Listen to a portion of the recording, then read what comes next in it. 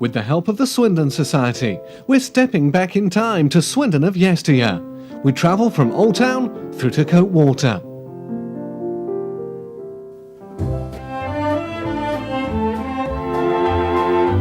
The year is 1960, and where the High Street joins Marlborough Road was called Lower Town.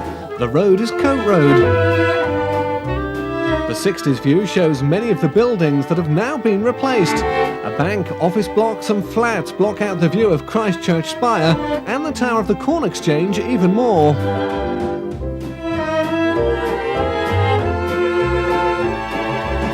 New houses being built in the town, certainly no new idea. This is the Parkfield estate off Marlborough Road, being constructed back in the mid-1930s by local builders Bradley & Sons.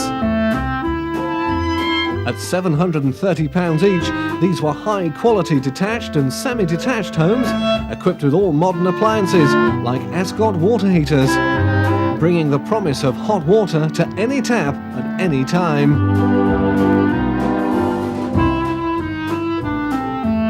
Just a few years later, in 1936, this is the same estate complete. The traffic island in Carlisle Avenue, an ornamental feature. With just the occasional vehicle on the roads, certainly no need for the idea of traffic calming.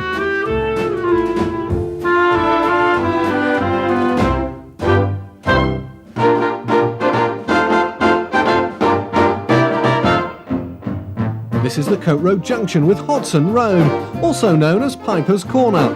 The picture was taken around 1925. This junction still exists on what is now known as Marlborough Road, at the junction with Broome Manor Lane. Look carefully at the heavily laden telegraph pole and the traditional finger signpost.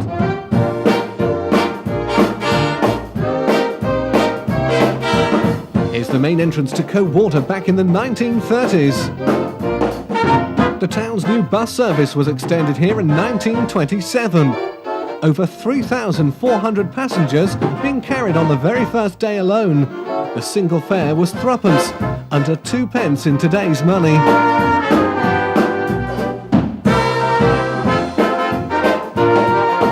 Coate Water's a man-made reservoir, a valley dam to form a lake to feed the Wiltshire and Berkshire Canal in the early part of the 19th century. This picture, taken in 1905, shows the wooden boathouse, and next to it the first wooden diving board at Coate Water.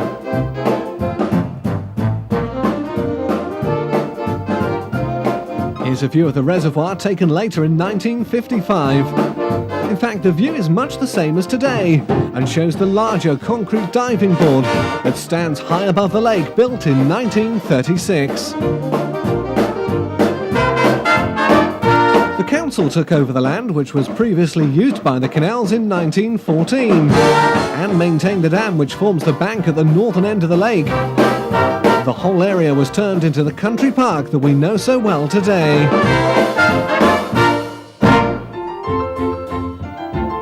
Our picture reflects a relaxing time round the water's edge, taken back in the 1920s.